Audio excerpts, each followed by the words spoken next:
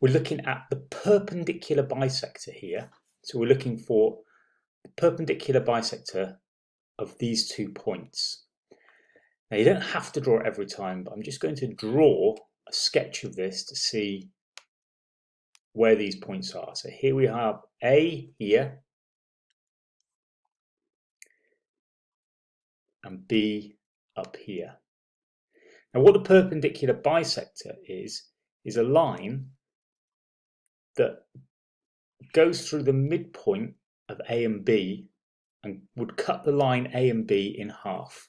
So if I did have a line going between A and B,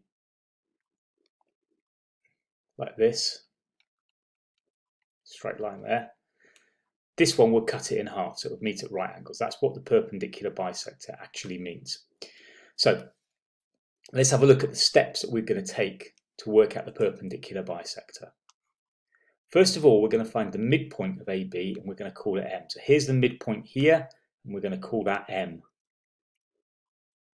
So we want that point there and that's M. We'll work that one out now.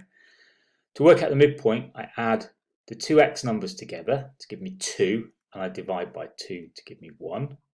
Add the 2 y numbers together, that gives me 9 and minus 3 is 6, divide by 2 is 3.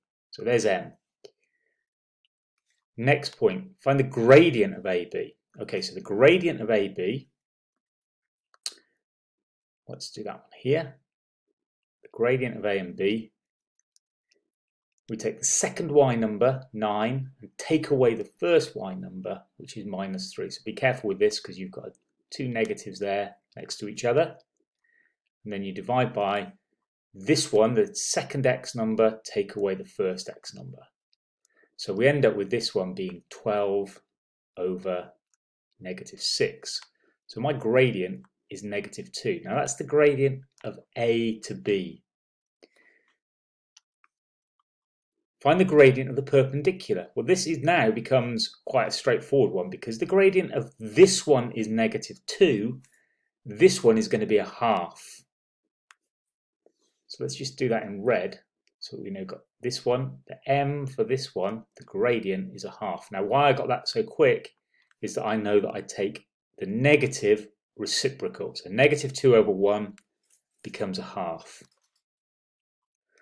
Then finally, use M as the point on the line, find the equation of the perpendicular. So I know it goes through M, and I know the gradient is this. So first of all, I'm going to write it in point gradient form. So let's just do that here.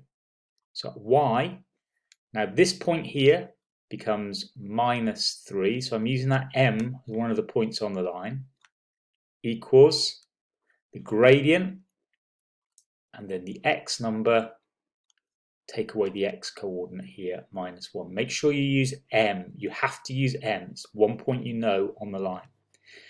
In y equals mx plus c form, I would do y equals a half of x plus c. You know a point on the line is 1 and 3, so I'm going to make x3, y1, sorry, y3, x1, so this one becomes a half. Then you're adding on c. So your c number here is 2.5. So then I know that my equation here becomes y equals a half of x plus 2.5. So you can have it in either form, and from here you could also change it into the general form if required.